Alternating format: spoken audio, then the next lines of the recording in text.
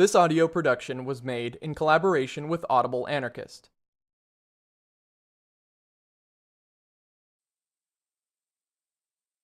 Author's note. I have written Desert as a nature-loving anarchist, primarily addressing others with similar feelings. As a result, I have not always explained ideas to which I hold when they are, to some extent, givens within many anarchist and radical environmental circles. Hopefully, I have written in an accessible enough manner, so even if you don't come from this background, you will still find Desert readable. While the best introductions to ecology and anarchy are moments spent within undomesticated ecosystems and anarchist communities, some may also find the following books helpful. I did. Peter Marshall, Demanding the Impossible, A History of Anarchism. Fredy Perlman, Against His Story, Against Leviathan. Christopher Maines, Green Rage, Radical Environmentalism and the Unmaking of Civilization. Clive Pointing, A Green History of the World. Forward. Something haunts many activists, anarchists, environmentalists, and many of my friends. It haunted me. Much of our subculture tells us it's not there, that we can't see it or hear it. Our best wishes for the world tell us not to see it. But for many, despite their best efforts, carrying on with the normal activism, the movement building, living both according to and as an expression of their ethics, despite all this, the specter gains form. The faint image grows more solid, more unavoidable, until the ghost is staring one in the face. And like many monsters of past tales, when its gaze is met, people freeze, become unable to move, give up hope, become disillusioned and inactive. This malaise, freezing, not only slows activist workload, but I have seen it affect every facet of many of my friends' lives. The specter that many try not to see is a simple realization: the world will not be saved. Global anarchist revolution is not going to happen. Global climate change is now unstoppable. We are not going to see the worldwide end to civilization, capitalism, patriarchy, or authority. It's not going to happen anytime soon. It's unlikely to happen ever. The world will not be saved.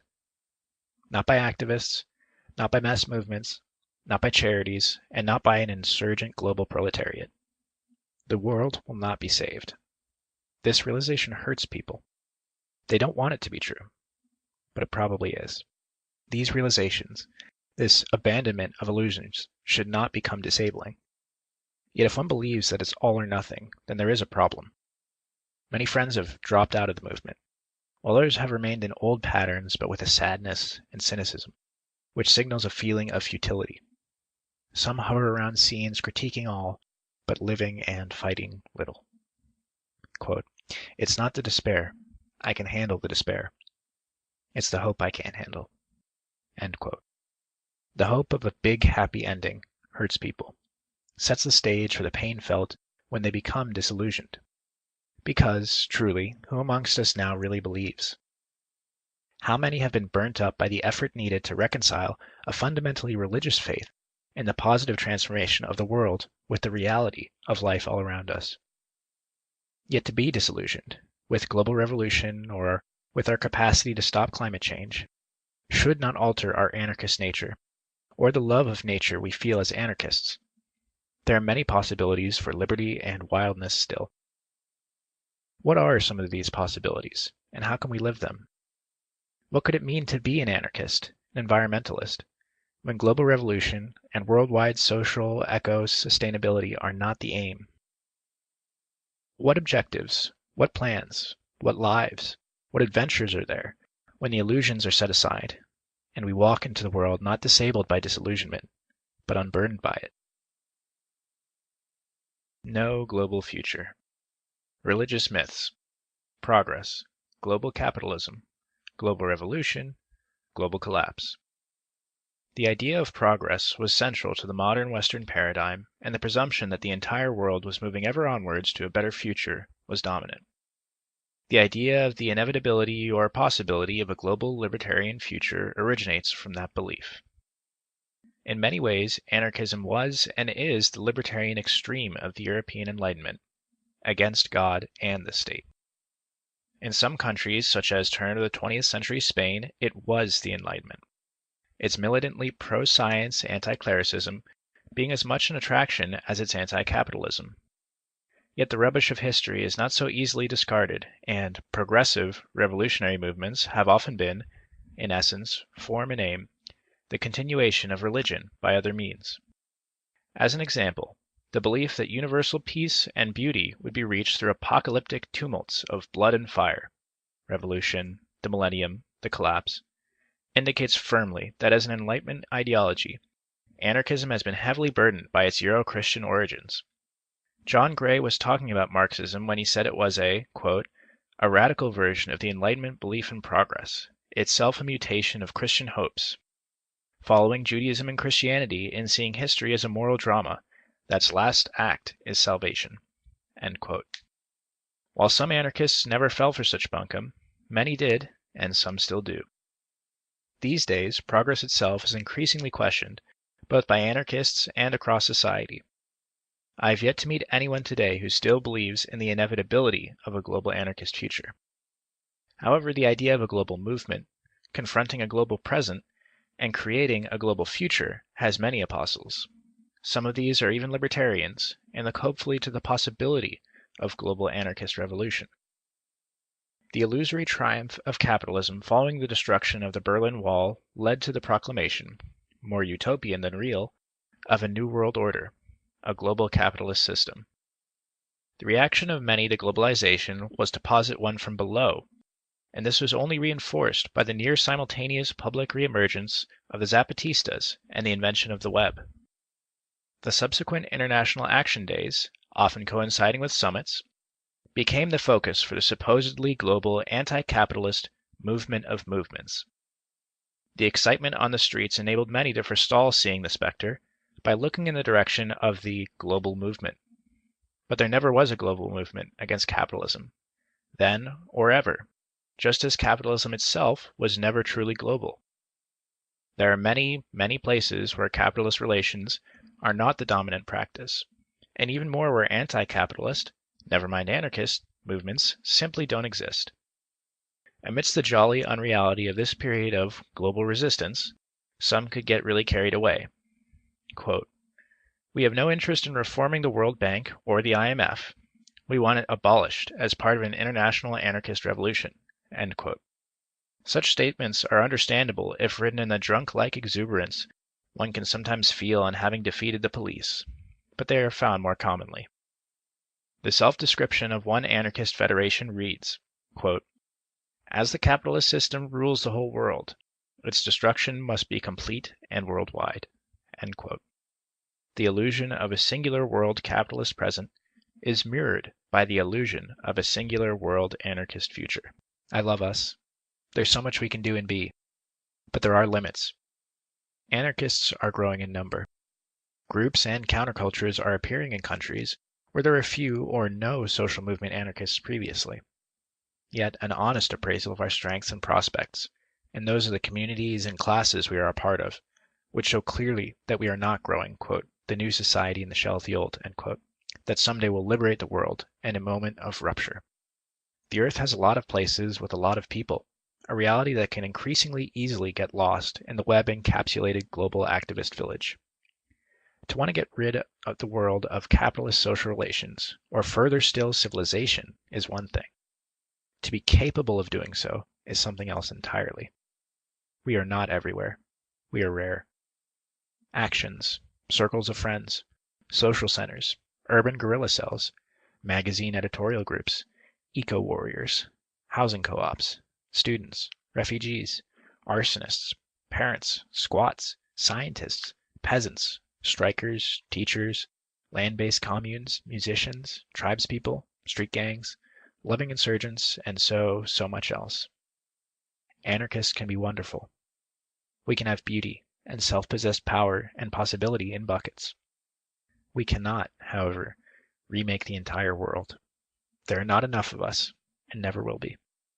Some may argue that a global libertarian revolution can succeed without being made or significantly aided by overt anarchists, so our present numbers and resources are null and void, While it's a given that social crises and revolt are regular occurrences in societies based on class warfare, to put one's faith in the revolutionary impulse of the proletariat is a theory approximate to saying, it'll be all right on the night.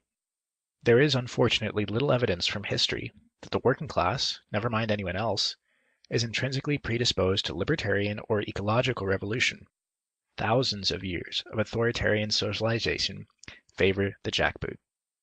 Neither we nor anyone else can create a libertarian and ecological global future society by expanding social movements. Further, there is no reason to think that in the absence of such a vast expansion, a global social transformation congruent with our desires will ever happen. As anarchists, we are not the seed of the future society in the shell of the old, but merely one of many elements from which the future is forming. That's okay. When faced with such scale and complexity, there is value in non-servile humility, even for insurgents. To give up hope for global anarchist revolution is not to resign oneself to anarchy remaining an eternal protest. Seaweed puts it well, quote, "Revolution is not everywhere or nowhere. Any bioregion can be liberated through a succession of events and strategies based on the conditions unique to it, mostly as the grip of civilization in that area weakens through its own volition or through the efforts of its inhabitants.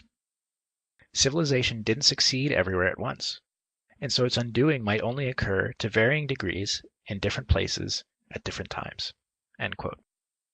Even if an area is seemingly fully under the control of authority, there are always places to go, to live in, to love in, and to resist from, and we can extend those spaces.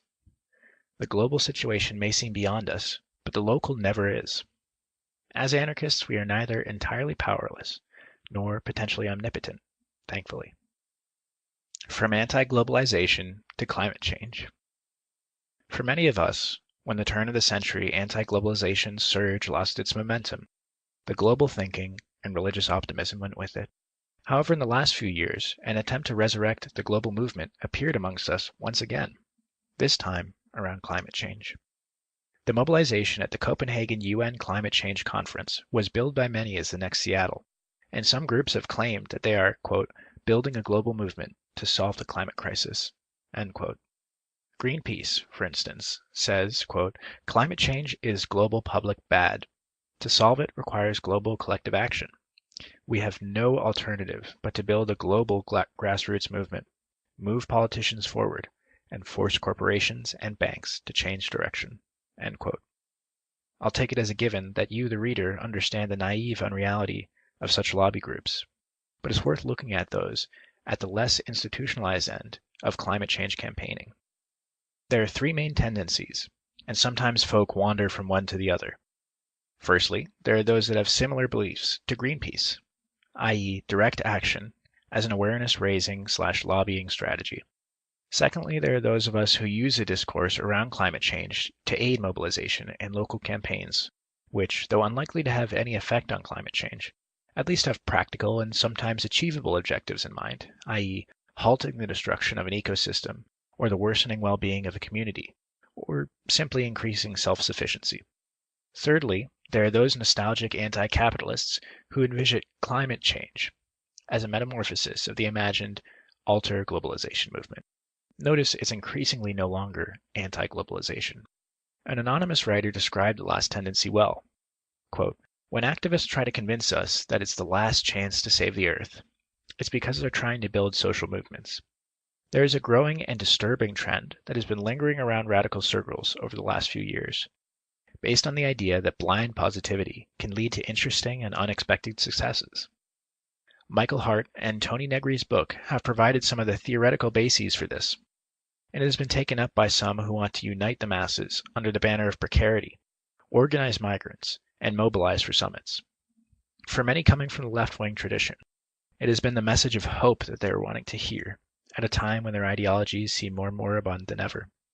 Theoreticians who should understand capitalism well enough to know better write that a global basic income, or free movement for all, is an achievable goal.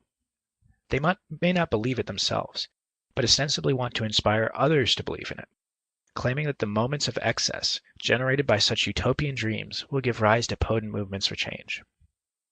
Climate change is certainly a suitable testing ground for the politics of manufactured hope, being so alienated from our actual everyday realities. But whilst the new movement politicians, facilitators, not dictators, watch their movements grow, there is still a case for living in the real world. End quote. Outside the convention centers, the new stars appear more and more like those within. Inside and out, the message is that a global future is winnable if only we organize. However, the reality both within ecosystems generally, and people's stomachs in particular, is that there is no global singular future, and no imaginary community, either of states or multitudes, or both, a la Cochabamba, can stop climate change. Given our obvious inability to remake the world the way we might like it to be, some replace the myth of global revolution with a belief in imminent global collapse. These days, usually some mix of climate change and peak oil. As we shall see later, both in the next chapters and our future years, global heating will severely challenge civilization in some areas and probably vanquish it in others. Yet in some regions, it will likely open up the possibility for the spread of civilization's rule. Some lands may remain relatively temperate, climatically and socially. As for civilization, so for anarchy and anarchists, severely challenged, sometimes vanquished, possibilities for liberty and wildness opening up, possibilities for liberty and wildness closing. The unevenness of the present will be made more so. There is no global future. This has been a production of Audible Anarchist. You can find more Audible Anarchist on YouTube.